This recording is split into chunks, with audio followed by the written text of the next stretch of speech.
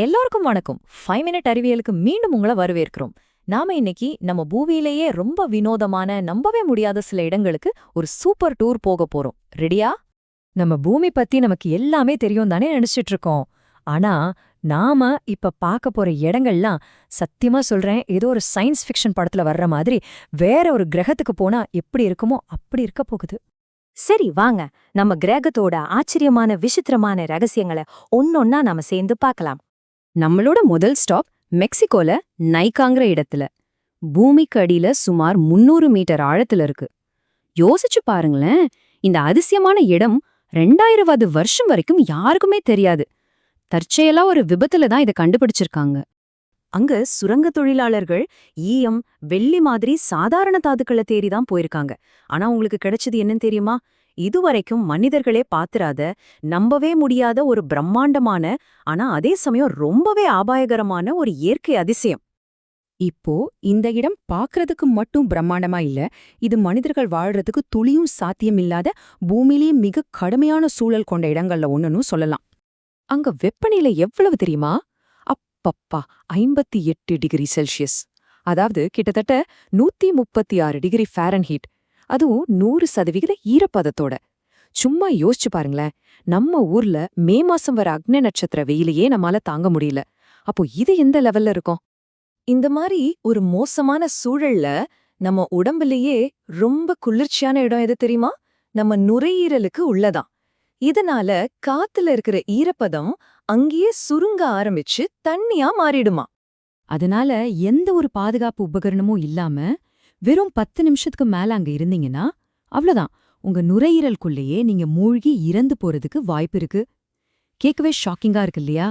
சரி, ஒரு கேள்வி வரலாம். எப்படி இந்த படிகங்கள் இவ்ளோ பிரம்மாண்டமா வளர்ந்துச்சு? இதுக்கு பின்னாடி ஒரு ஸ்பெஷல் ரெசிபி இருக்கு. அதுவும் கிட்டத்தட்ட 1/2 மில்லியன் வருஷமா தயாரான ஒரு ரெசிபி. இதுல ரொம்ப முக்கியமான விஷயம் என்னன்னா, அந்த குகைக்குள்ள இருந்த நம்ப முடியாத அளவுக்கு நிலையான வெப்பநிலை தான். பல லட்சம் வருஷமா வெப்பநிலை 1 டிகிரி கூட மாறாம அப்படியே இருந்திருக்கு.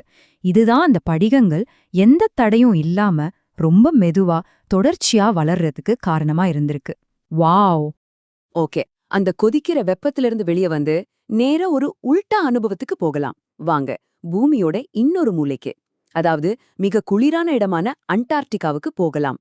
இதுதான் பிளட் ஃபால்ஸ், அதாவது ரத்த அருவி. ஆமா, நீங்க பார்க்கறது நிஜமாவே ஒரு பனிப்பாறை ரத்தம் சிந்துற மாதிரி தான் இருக்கு. ஆனா இதுக்கு பின்னாடி ஒரு பயங்கரமான சயின்ஸ் இருக்கு. இது சும்மா பனி உருகி வர்ற தண்ணீர் இல்லைங்க. இது பல மில்லியன் வருஷமா 400 மீட்டர் பனிக்கு அடியில வெளி உலக தொடர்பே இல்லாம சிக்கியிருந்த ஒரு பழங்கால ஏரியிலிருந்து வருது. ஒரு டைம் கேப்சூல் மாதிரின்னு வச்சுக்கோங்களேன். இந்த தண்ணீர் கடல் நீரை விட 3 மடங்கு அதிக உப்புத்தன்மை கொண்டது. அதனாலதான் 0 டிகிரிக்கு குறைவான வெப்பநிலையில கூட இது உறையாம அப்படியே திரவமாவே இருக்கு. அப்போ அந்த ரத்தம்ங்கிறது வேற ஒண்ணுமே இல்ல, பழங்கால இரும்பு சத்து நிறைந்த தண்ணீர். வெளியில வந்து காத்துல இருக்கிற ஆக்சிஜனோட படும்போது சட்டுன்னு துருப்பிடிக்குது. அவ்வளோதான் விஷயம். ஆனா இதுல உண்மையிலே ஆச்சரியமான விஷயம் அந்த நிறம் கிடையாது.